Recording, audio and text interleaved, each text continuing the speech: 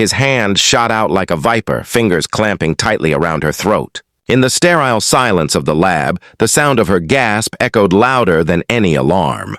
Students froze, test tubes shattered, and fear swept through the room as the black teacher struggled for air under the grip of a bully who thought he was untouchable. But what he didn't know was that this woman's life was not defined by fear, and the man waiting for her outside wasn't just her husband. He was a millionaire with the power to turn this bully's world upside down. By all appearances, she was the kind of teacher every school wished they had. Intelligent, compassionate, and fiercely dedicated, she carried herself with a quiet confidence that commanded respect. In the science lab, where others saw glassware and formulas, she saw possibility and future, young minds waiting to be shaped. Students loved her not just for the lessons she taught, but for the way she made them believe they could reach beyond what society expected of them. Yet beneath her calm smile, there was a truth she could never escape. Being a black woman in an elite private academy wasn't easy. Whispers followed her in hallways, parents raised eyebrows at her qualifications, and certain students tested her in ways they'd never dare with her white colleagues. Still, she endured, because she believed her very presence in that lab was a victory against the odds. Her husband often told her she was too strong for the world to break. A self-made millionaire, he admired her not just as his partner, but as a symbol of resilience. "You fight battles I'll never understand," he would say, "but you'll never fight them alone." That day, however, would put her strength and his promise to the ultimate test. The lab had started like any other, filled with chatter, clinking beakers, and the faint smell of chemicals. But the simmering resentment of one student, a notorious troublemaker emboldened by privilege, was about to erupt. He didn't see her as a teacher, or even as a person worthy of respect. To him, she was a target. And in front of dozens of stunned classmates, he would cross a line so violent that the entire school would be forced to reckon with the consequences. The day had started innocently enough. The hum of the air conditioning filled the sterile lab as sunlight filtered through tall windows, casting geometric patterns across rows of polished tables. Students settled in with their notebooks, some eager, others yawning, the usual rhythm of an afternoon class. The teacher, poised in her white lab coat, smiled warmly as she handed out instructions for a simple experiment. The lesson was meant to inspire curiosity, to spark questions about chemical reactions. But in the back of the room sat a storm waiting to break. His name was Brandon. Tall, broad-shouldered, with the smug smirk of someone who believed the world bent to his will.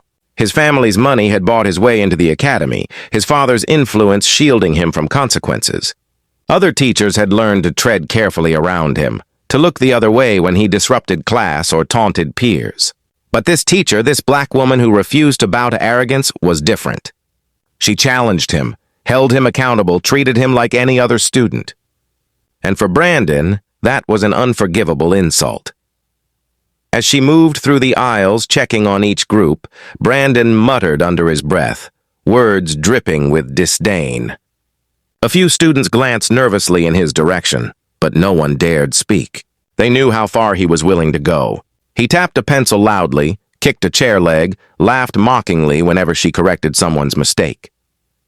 Each act was small but calculated, to test her patience, to provoke. She refused to flinch. "Focus on your experiment," she said evenly, her voice calm but firm. The class turned back to their work, reassured by her composure. But Brandon's smirk widened. He wanted more than her calm. He wanted to break it. Minutes later, as she leaned over a student's table to adjust a mismeasured solution, Brandon pushed his beaker deliberately hard. Glass shattered across the floor, chemicals splattering dangerously close to another student's arm. The room gasped, a few chairs scraping back. "Brandon!" she snapped, rushing to ensure no one was injured. That was reckless. Before she could finish, he stood abruptly, his chair screeching across the tile. His eyes narrowed, his jaw clenched. "Don't you dare raise your voice at me," he growled. The room went still. Even the hum of the AC seemed to fade. Dozens of young faces watched, wide-eyed, hearts racing. She straightened, refusing to back down. "Sit down, Brandon, now!" And then, in a move that would sear itself into the memory of every witness, he lunged forward. His hand shot up, fingers locking around her throat with brutal force. A scream tore through the lab. Test tubes clattered to the floor. Students scrambled back in horror.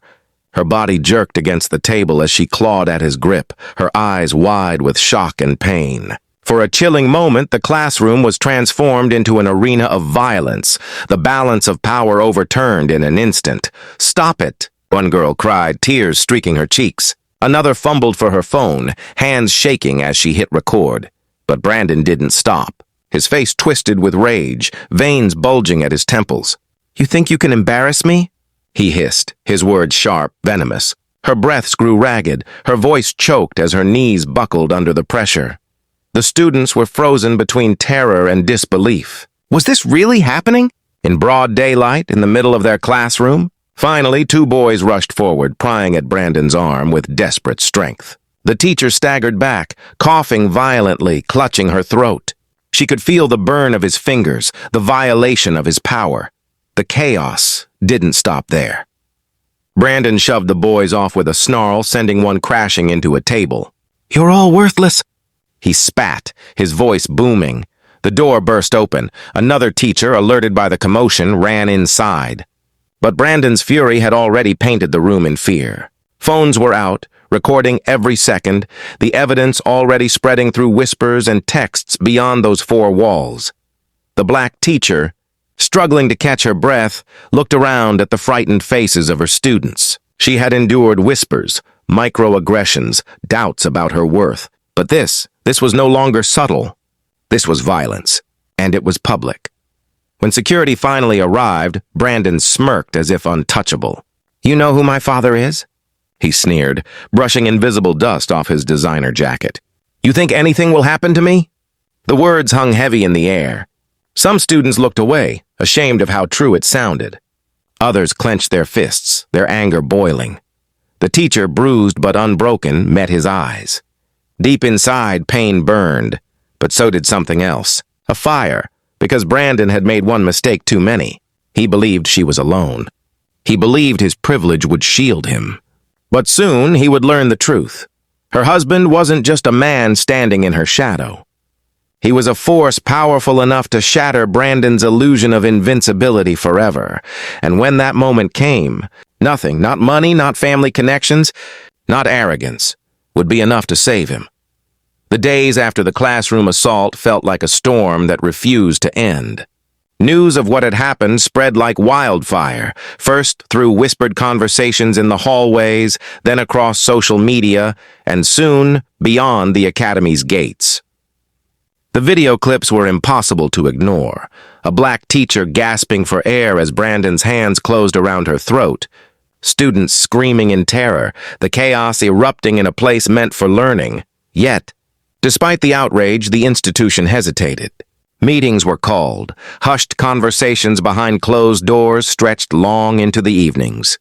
Brandon's father, a man of wealth and political influence, stormed into the principal's office with lawyers in tow. He dismissed the assault as an unfortunate misunderstanding, insisting his son was the real victim, provoked and disrespected by a teacher who didn't know her place. For many, fear took root. Teachers avoided eye contact in the staff room, worried about their own positions. Students whispered about whether Brandon would actually face consequences, or if, once again, his family's money would silence the truth. But the teacher herself, the woman who had been humiliated and nearly strangled in front of her students, did not remain silent. Despite the bruises still dark on her neck, despite the tremor in her hands when she recalled that moment, she stood tall. She filed an official report. She gave interviews. She told the truth again and again, each time more determined than the last. Her husband watched all this with quiet intensity. To the students and faculty, he was a figure of mystery. Few knew who he truly was. They saw only a man who walked beside her with calm assurance, who spoke little but carried himself with undeniable authority. What they did not know, what Brandon and his father would soon discover, was that he was not just a man. He was a decorated military commander, a strategist whose name commanded respect in circles far beyond the academy's walls. The breaking point came at the school's emergency assembly. Parents, staff, and students packed into the auditorium, buzzing with speculation. On stage sat the principal, pale and tense. Brandon and his father, smug and defiant. And the teacher, her bruises visible despite the scarf wrapped loosely around her throat. Cameras lined the back of the hall. Reporters scribbled notes, ready to catch every word. Brandon slouched in his seat, arms crossed, his expression dripping with arrogance. His father leaned into the microphone first, voice smooth, rehearsed. "My son is being unfairly targeted. What happened in that classroom was exaggerated, twisted to fit a narrative that paints him as a monster. But Brandon is no monster. He's a boy who lost his temper after being disrespected by someone who... Someone who what?" A voice boomed from the back of the hall. The audience turned as one. The teacher's husband stood tall, his presence commanding immediate silence. His eyes locked on Brandon's father with a gaze so sharp it seemed to slice through the room. He walked forward, each step deliberate, each one echoing in the stunned stillness. When he reached the stage, he didn't take the microphone. He didn't need it. His voice carried with the weight of authority earned in the battlefield. "You dare to call strangling a woman a mistake? You dare to excuse violence as losing temper?" His words were low but thunderous, resonating in the hushed auditorium. "I have seen young men like your son. Men who believe power comes from privilege, not honor. Men who confuse fear with respect. Do you know what happens to men like that in the real world? They break, they fall. Because no amount of money, no father's influence, no lawyers can protect them from truth." Gasps rippled through the audience. Brandon shifted uneasily, for the first time losing that smirk. The husband's gaze turned to the students. "You all saw what happened. You know what is right. This isn't about race. It isn't about class. It is about violence. And the cowardice of a boy who thought he could harm a woman without consequence." His eyes finally locked onto Brandon. The silence was suffocating. "You put your hands on my wife, and for that, you will answer. Not to me, not to your father, but to justice." Brandon's father leapt up, shouting, "This is outrageous! You don't know who you're talking to!" The husband's head tilted slightly, calm but unyielding.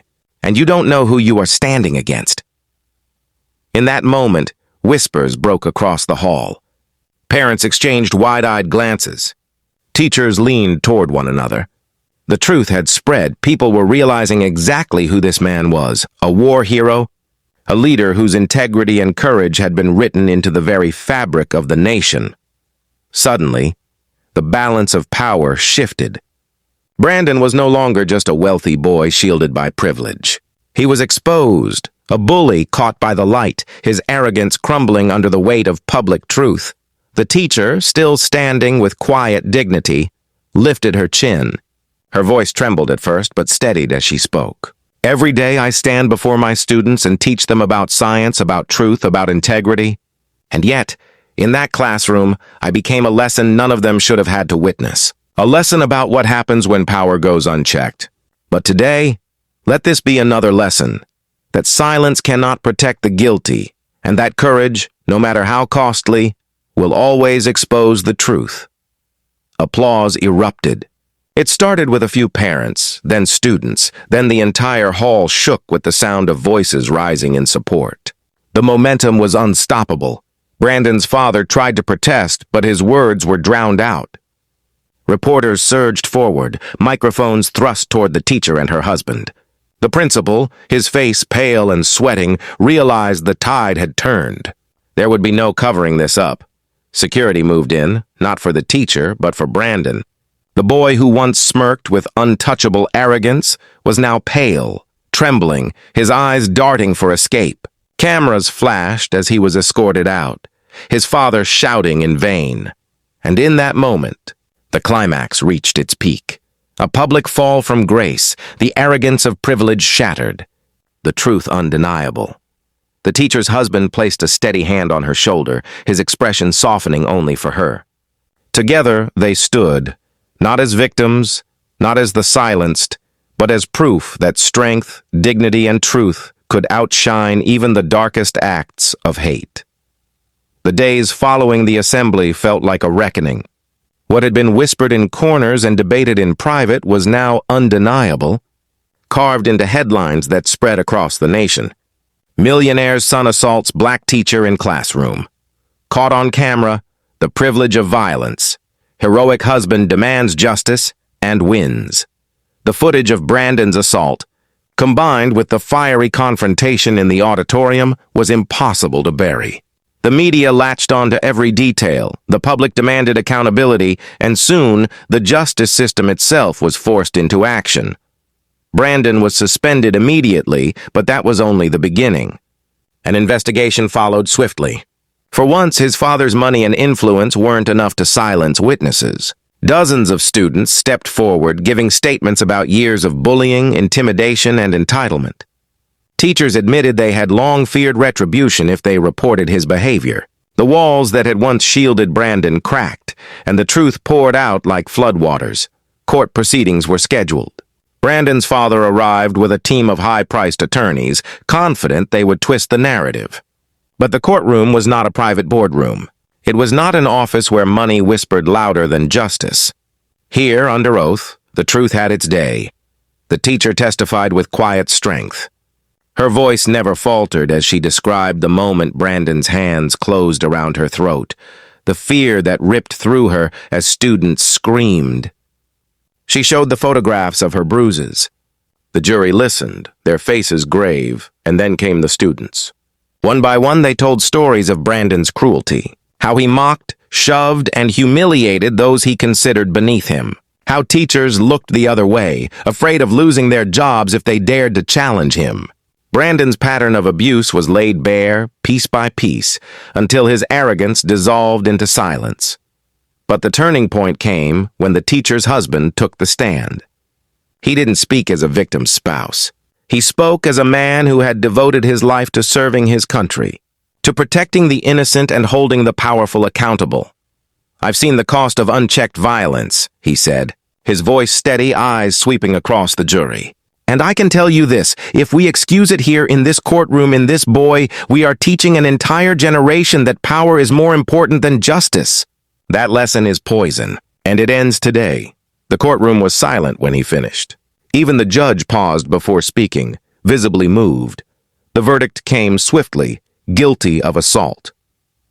Brandon was sentenced, not to the easy path of probation his father demanded, but to real accountability. Community service in shelters, counseling, and a permanent mark on his record. He would carry his actions with him, a stain his family's money could not erase. For his father, the fallout was devastating. Business partners withdrew, contracts collapsed, and his reputation crumbled under the weight of his arrogance. The man who once thundered about not knowing who you're talking to was left powerless, his empire reduced to ruins of scandal. But for the teacher, the resolution was not in her abuser's downfall, it was in her own reclamation of dignity.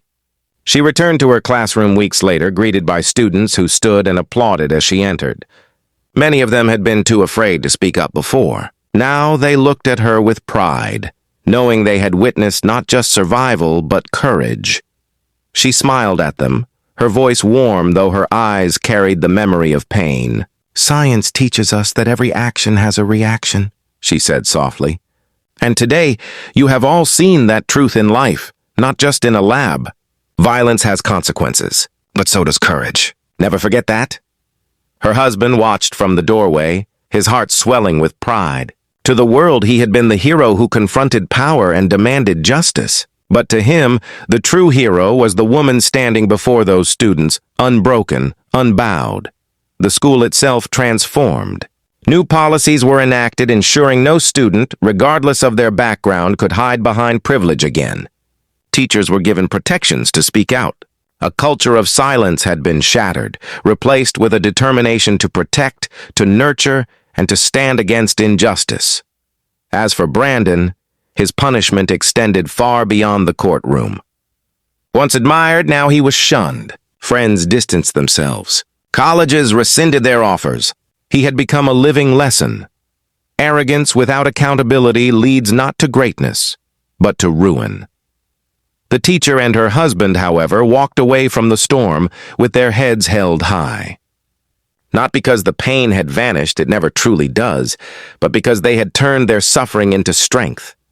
They had shown not just their students, but an entire community, that truth cannot be silenced, and perhaps the most powerful resolution came quietly, in the stillness of their home. One evening, as they sat together, her hand resting gently on his, she whispered, "You saved me."